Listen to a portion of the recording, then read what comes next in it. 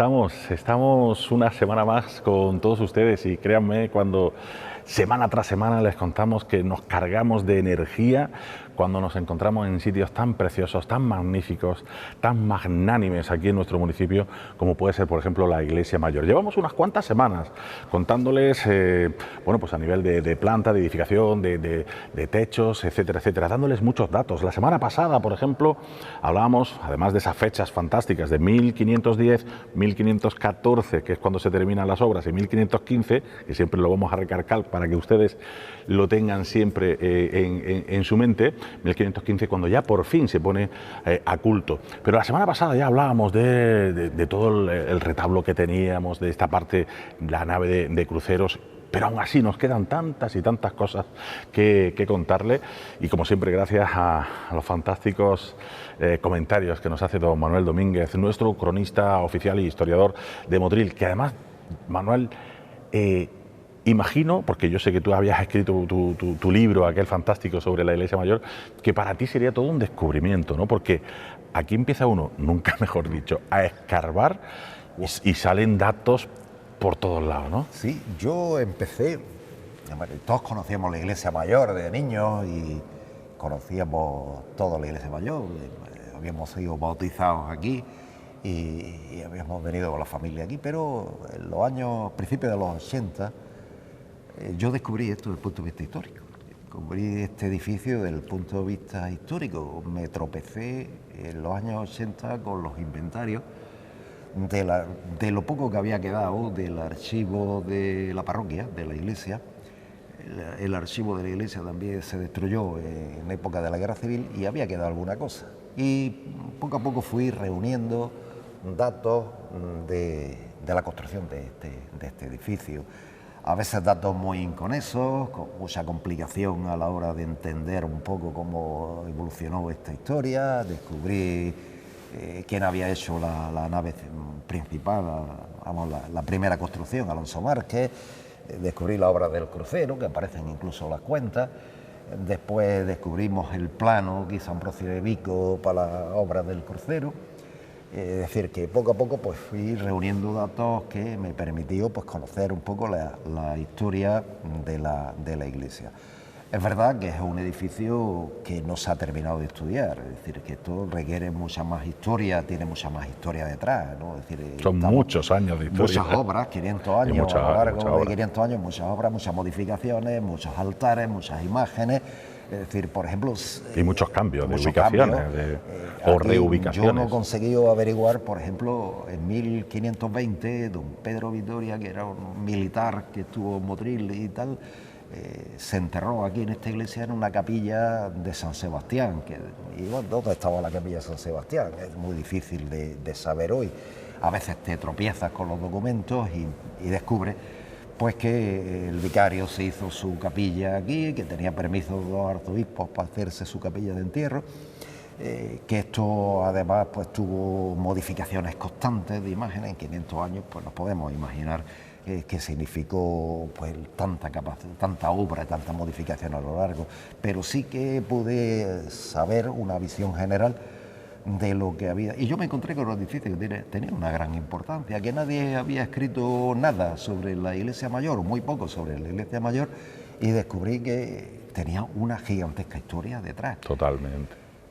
Historia que pasa, hombre, yo la estructuré desde el punto de vista de la construcción, arquitectónico, cómo evolucionó el edificio a lo largo del tiempo. Me permitió hacer algunos planos, saber un poco cómo era la estructuración arquitectónica de este edificio. Pero es verdad que nos queda por saber muchas más cosas de imágenes y de retablos. Seguir escarbando. Seguir escarbando. Seguir escarbando. Que a veces es muy complicado, ¿no? Porque ya aquí debió estar la documentación sobre esta iglesia, debió estar en ese archivo parroquial que ha desaparecido y que a veces te tropiezas en la curia pues con algún testamento donde dice que deja una imagen y tal, y los otros días me encuentro en un periódico que unas señoras de Motril hacen una acuestación para la imagen del Sagrado Corazón, no porque este también se quemó en la época de la guerra, a finales del siglo XIX, para poner una imagen del Sagrado Corazón. Es decir, te vas encontrando cosas, te encuentras con traslados de imágenes, igual que pasa en la actualidad, ¿no? Es decir, la actualidad pues ha pasado exactamente igual. Y hoy estamos en el brazo derecho de la nave del crucero, de este crucero que, como decíamos, había sido elaborado arquitectónicamente por Ambrosio de Vico. Ese arquitecto, es curioso porque cuando yo encontré el papel tardé bastante tiempo por la escritura, el tipo de escritura que había, en enterarme que el que había hecho esto era Ambrosio de Vico, porque no conseguía descifrar el nombre, descifrar la escritura, ¿no? Era el nombre, pero al final lo conseguí Ambrosio leer y me encontré con Ambrosio de Vico, que no sabíamos que Ambrosio de Vico había estado en Motril, había construido algo en Motril en esa época. Bueno, pues decíamos cuando hablamos del crucero que Ambrosio de Vico, al desarrollar este diseño arquitectónico tipo renacentista, como tampoco tiene mucho espacio, porque la verdad es que el espacio que él disponía a la hora de construir esta nave no es muy amplio, hubo que derribar incluso un baluarte que estaba parecido a la Torre de la Vela, que estaba en el lateral derecho también de lo que hoy es la nave de crucero.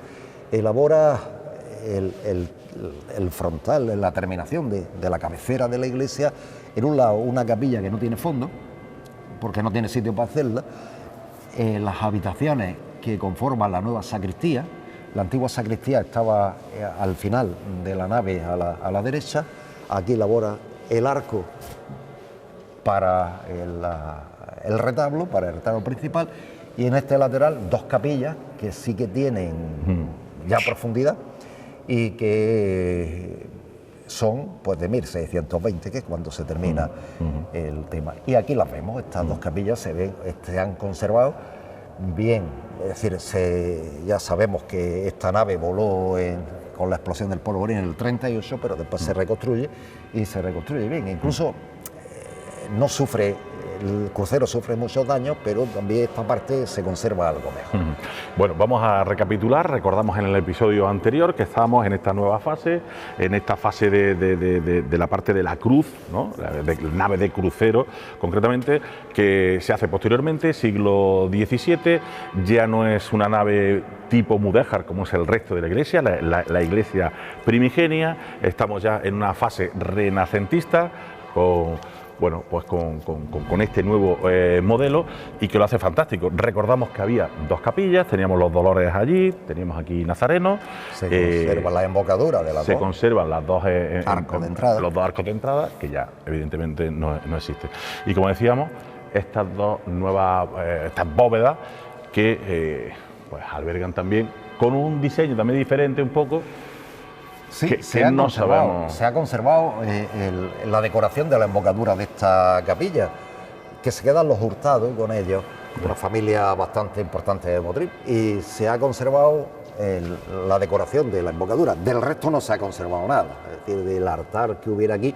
Esto eran capillas privadas, es decir, la iglesia se financiaba en gran parte con la fundación de capellanía, de capilla y de capellanía. Es decir, la gente tenía la costumbre de, al morirse, dejar que le dijeran una serie de misas a lo largo de toda su vida. Después se interrumpía, ¿no? Pero como todo, y dejaban un dinero para que esas misas se dijeran a perpetuidad en su memoria. Eso se llamaba capellanía. Y después la fundación de capillas, que es que alguien compraba un espacio o alquilaba prácticamente en uso durante mucho tiempo un espacio de la iglesia, con el fin de tener su capilla privada donde enterrarse. Porque todo esto está en función de la muerte. Es decir, evidentemente de las creencias, pero en función de la muerte. En aquella época, el tener una capilla en una iglesia como esta o en otras iglesias era una cuestión de prestigio. Claro. La única iglesia que tiene capillas en Motril, es verdad que hay algunos conventos, por ejemplo el de San Francisco, que también tiene algunas capellanías y capillas y tal, pero la iglesia que había, porque los agustinos tienen menos, la iglesia de la Victoria solamente tenía una gran capilla, que era la de Alonso de Contreras, en la cabecera de la iglesia, en el presbiterio de la iglesia.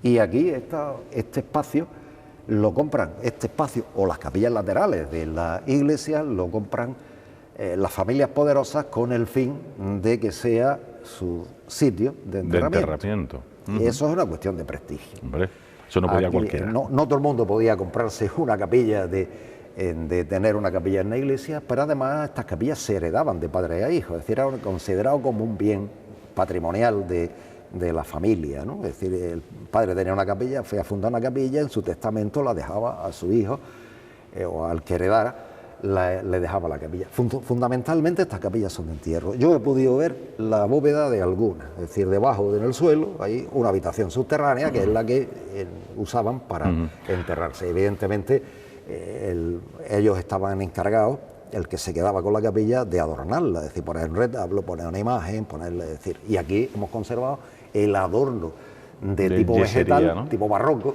que se ha conservado con este florón central en la clave del arco y toda esta decoración que por suerte se ha conservado en esta capilla, que no lo hemos podido ver, pero con toda seguridad. Aquí debajo hay un subterráneo, una habitación subterránea para entierro. Aquí tendría su lápida, porque evidentemente esta familia no solo compraban la capilla, sino también entendían que eso tenía que verlo la gente. Y tenía la gente decir, oye, esta es la capilla de fulanito de tal, saber que estaban enterrados ahí.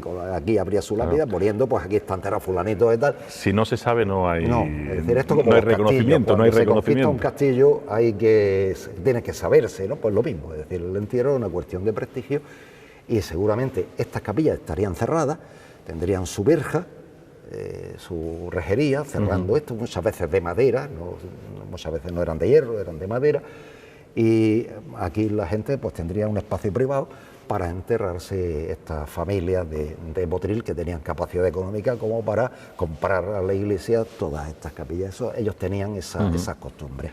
Tenemos aquí otra, aquí hay otra que totalmente es la actual, simétrica también. La actual del Nazareno, pero que en el siglo XVIII fue la capilla de las ánimas. En todas las iglesias y en todas las ciudades se puso muy de moda las cofradías de las ánimas. Las cofradías de las ánimas eran cofradías que se dedicaban a ayudar a aquellos que no tenían capacidad de entierro. Por eso de las ánimas del purgatorio, ¿no? Estas cofradías solían tener una capilla y enterraban a aquellos que no tenían capacidad económica. Esta capilla fue de las ánimas, también de la familia Porras, que fue una familia importante en Motril, y ahora la vemos en el Nazareno, que tiene una cúpula también vaída que cierra la capilla en la parte superior, es de ladrillo, aquí seguramente estaría más decorada, ha perdido la decoración, lógicamente, y aquí debajo tendríamos también lugar de entierro. Aquí estuvo en esta capilla, en el siglo XVIII, a finales del siglo XVIII, cuando se derriba la iglesia de Pataura, el Cristo de Pataura, que era uno de los Cristos considerados más importantes, más milagrosos y como imagen de las mejores de calidad, se la trajeron de la Pataura y la colocaron aquí. También desapareció en la época, incluso hubo una cofradía del Cristo Pataura, ¿no? Desapareció también durante la guerra, era considerada una de las imágenes. Hubo pelea con ese tema, porque cuando el arzobispo decide traerse al Cristo de Pataura, el Cristo de Pataura estaba considerado una gran obra de arte y además una imagen muy milagrosa. Tenemos datos del Cristo de Pataura de principios del siglo XVI, o sea que debía ser antiquísimo, ¿no? Pues el Cristo de Pataura deciden los religiosos de Motril que a ver dónde lo pone. Y empiezan las peleas entre ellos, o llevárselo al cerro o ponerlo en la parroquia. Tiene que venir el arzobispo de Granada a poner paz y a decidir dónde se pone el Cristo de Pataura. Esta capilla, en esa fecha de finales del siglo XIX, estaba cerrada.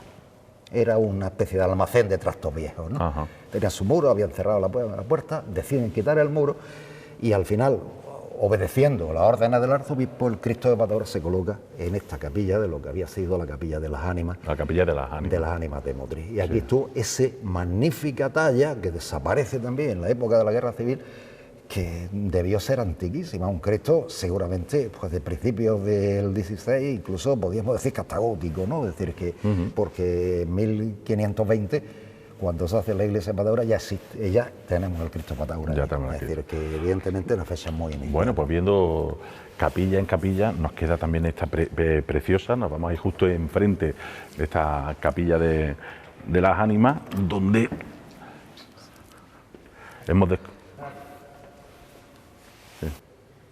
nos acercamos precisamente a pues nueva capilla, en este caso enfrente de, como decíamos, de la Capilla de las Ánimas, donde nos has contado una fantástica historia, y aquí tenemos la de Sagrado Corazón, ¿no?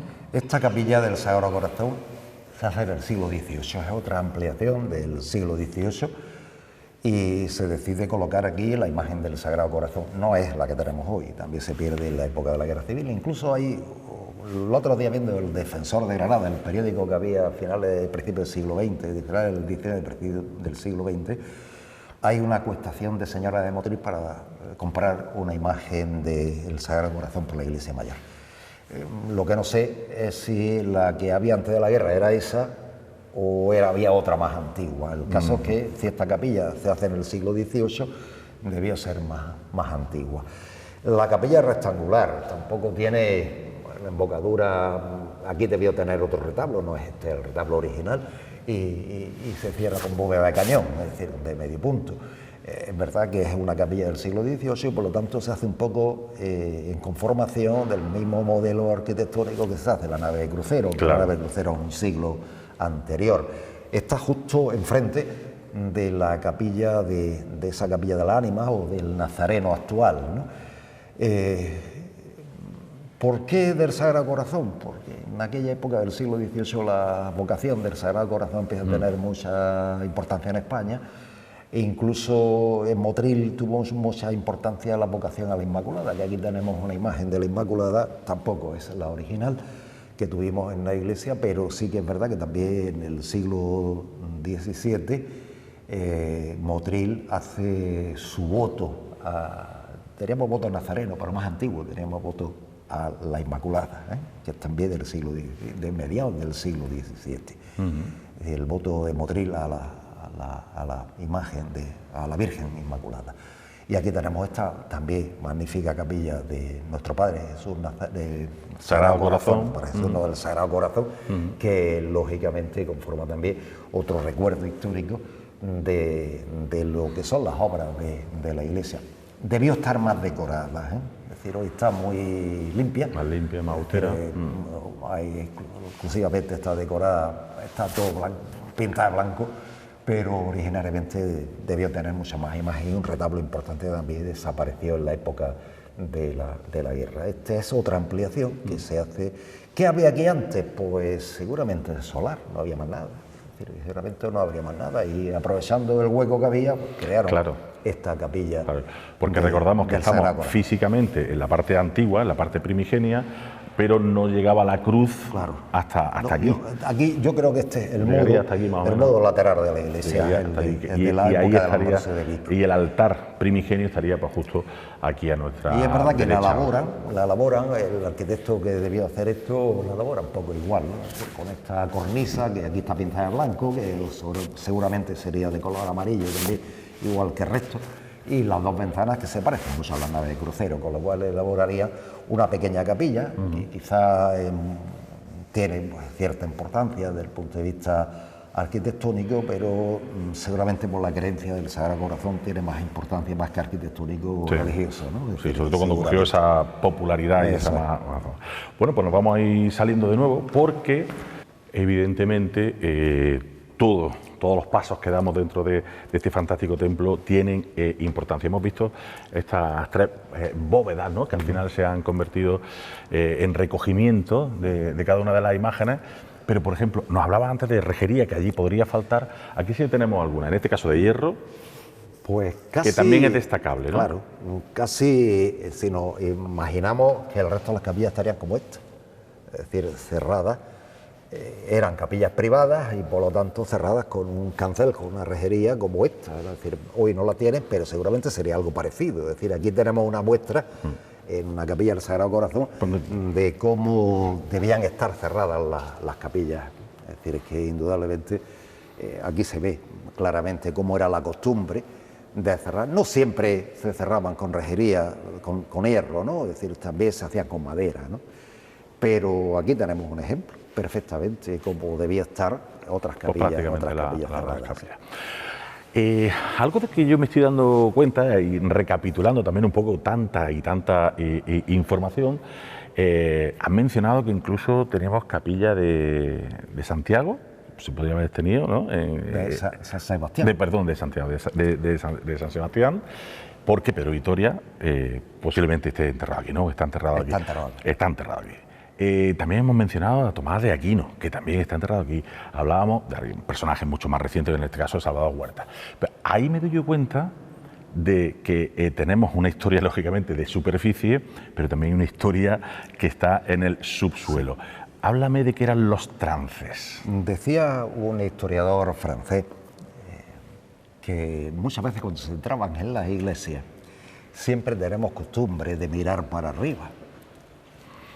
Y este decía que también hay que mirar para abajo.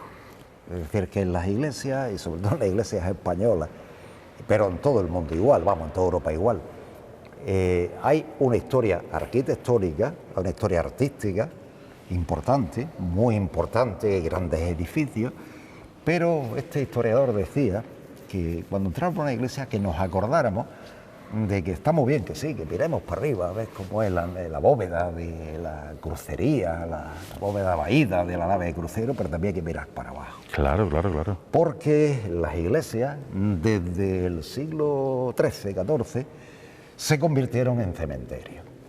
Es decir, el suelo sagrado, y este es el suelo sagrado más importante que había en la ciudad, en la parroquia, sirve de enterramiento.